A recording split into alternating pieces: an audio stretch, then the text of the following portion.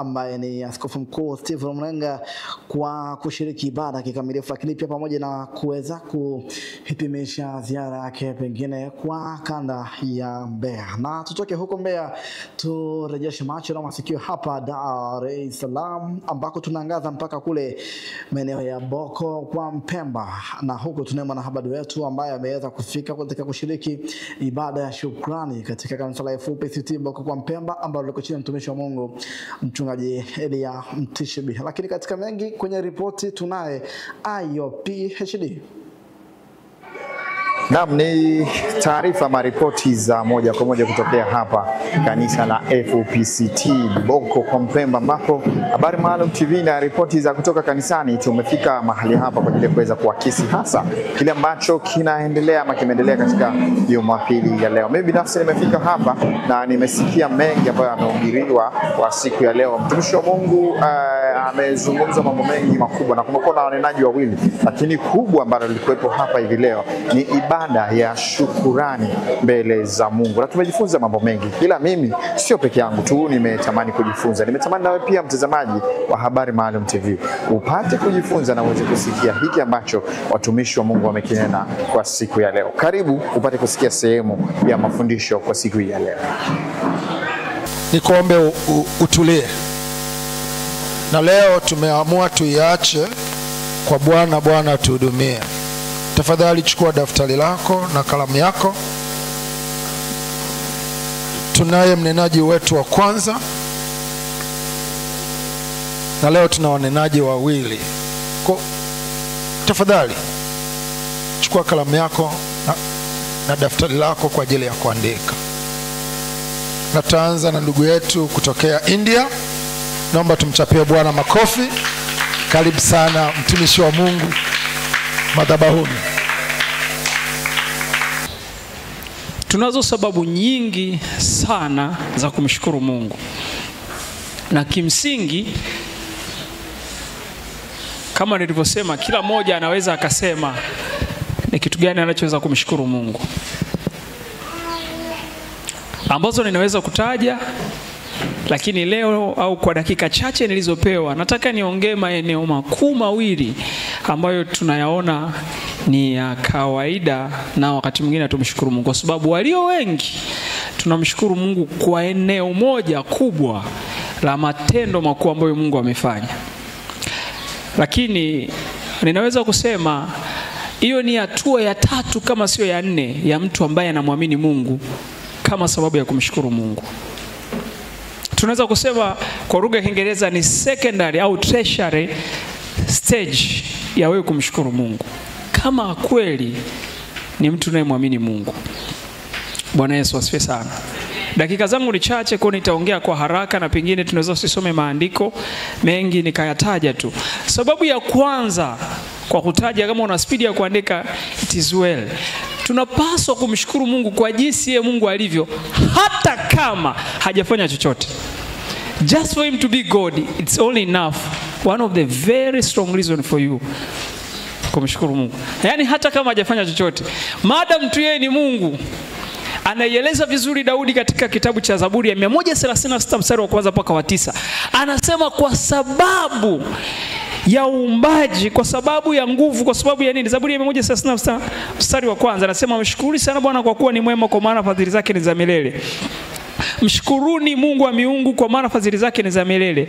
Mshukuruni Bwana wa mabwana, kwa maana fadhili zake ni za milele. Yeye peke yake afanya maajabu makuu, kwa maana fadhili zake ni za milele. Yeye aliyefanya mbingu kwa fahamu zake, kwa maana fadhili zake. Aliyezitandaza nchi juu ya maji, yeye aliyefanya mianga mikubwa. Jua litawale mchana, mwezi na nyota zitawale usiku. Yeye aliyewapigia. Sasa mstari wa 10 anaanza kuelezea matendo makuu ya Mungu aliyofanya kwa wanadamu. Lakini cha kwanza, jinsi tu ambavyo Mungu ameiumba dunia, inatosha wewe kumshukuru Mungu. Ya miongoni mwa vitu ambavyo wanasayansi wamehangaika na wanapambana kwa miaka mingi kukitengeneza, wanafanya vitu vingi, wanatengeneza binadamu wa marobot ambao wanaweza kufanana na wanadamu. Lakini miongoni mwa vitu walivyoshindwa mpaka leo ni kutengeneza damu. Unajua damu hichi kimiminika cha kawaida kimiminike cha kawaida, na hakuna namna nyingine ya kumtibu mwanadamu ukamwekea damu isipokuwa damu imetoka kwa mwanadamu mwenzake. Lakini kitu kingine ambacho ni cha kikubwa sana cha kumshukuru Mungu, jamani,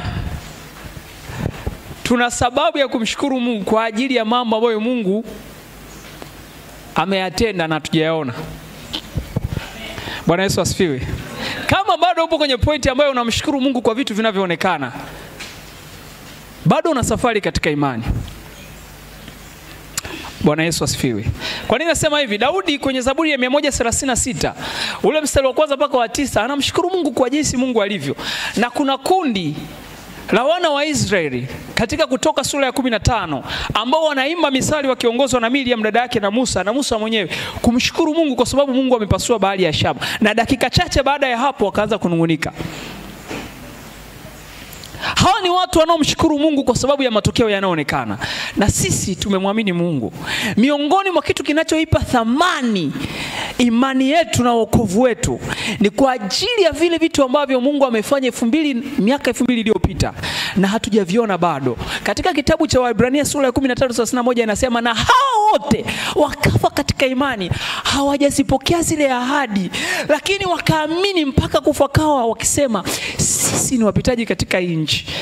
Na kwa kumshukuru Mungu kabisa kwamba hapa sio kwetu. Bwana Yesu asifiwe. Hii kitu nakushirikisha kwa sababu imetawala sehemu kubwa ya maombi yangu, na wakati wote nikitaka kuomba maombi marefu ni maombi ya kumshukuru Mungu kwa jambo ambalo ninalipitia, kwa jambo ambalo namtegemea Mungu. Nikitaka kuomba maombi marefu na kufili ndani yangu my prayers are effective, ni pale ambapo namwambia Mungu nakushukuru kwa sababu hichi ninachokisumbukia umekwisha fanya. Bwana Yesu asifiwe sana.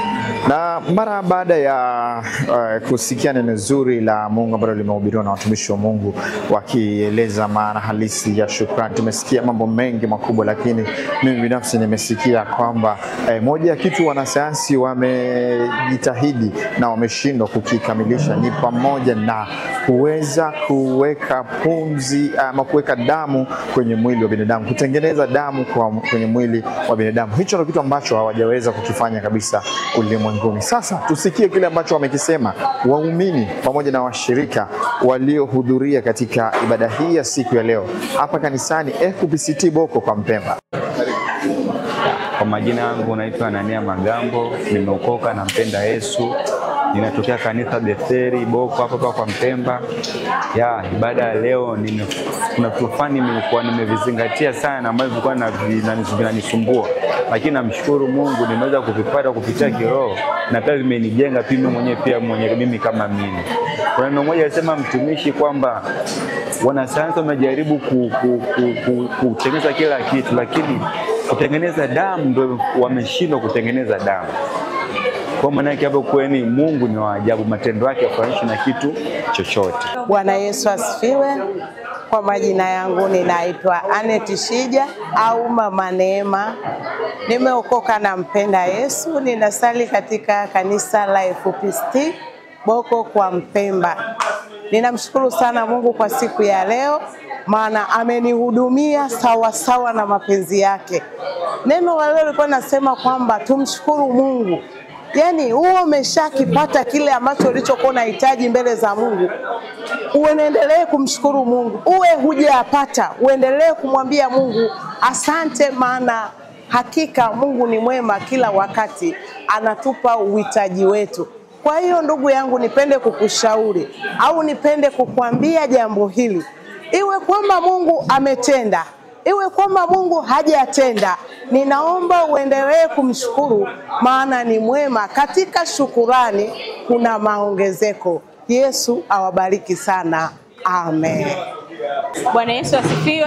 Kwa majina naitwa Sala Michael John. Namshukuru Mungu sana kwa Jumapili ya leo. Nimepata fursa ya kuabudu kanisani hapa FPCT Boko. Kiukweli namshukuru Mungu sana kwa siku ya leo. Ilikuwa ni ibada maalum, ilikuwa ni ibada ya shukrani. Tunamshukuru Mungu, tumesifu, tumeabudu, tumeshukuru, tumerejesha shukrani zetu mbele za Mungu. Tunasema asante kwa kila kitu Mungu alichokifanya katika maisha yetu. Ibada ya leo ilikuwa ni nzuri. lakini kitu kikubwa ambacho nimejifunza ni kumshukuru Mungu kwa yale aliyoyatenda na ambayo pia hajayatenda. Tunapenda kumshukuru Mungu, tunakumbushwa kumshukuru Mungu kwa kila kitu ambacho amekitenda na ambacho hajakitenda, kwa sababu kuna siku ambazo tunapitiwa, hatuombi, hatusali, hatusifu, lakini bado Mungu anazidi kutenda mambo makubwa na mazito katika maisha yetu. Tunasema asante, karibuni sana sana sana FPCT Boko, tuweze kusifu na kuabudu siku zote za maisha yetu. Asanteni sana, na wapenda na Mungu awabariki. Na mara baada ya kuwasikia waumini wa kanisa hili la FPCT hapa Boko kwa Mpemba, niseme tu sisi hatuna la ziada. Ni shukuru ambao wamesaidia, wamewezesha mjumuiko wa ripoti hizi zote, lakini kipekee tumshukuru sana mtumishi wa Mungu Pastor Elia Mtishibi ambaye ndiye mchungaji kiongozi wa kanisa hili kukubali kutupokea Habari Maalum TV, lakini pia kukubali kuweza kufika katika kanisa lake na kuweza kuakisi hasa kile ambacho kilikuwa kinaendelea leo katika ibada ya shukrani. Mtazamaji, ni tamati ya ripoti za kutoka kanisani siku ya leo, Jumapili nzuri kabisa, tarehe 25 mwezi wa 5 2025, kutokea hapa kanisa la FPCT Boko kwa Mpemba, ambapo linaongozwa na mchungaji Elia Mtishibi.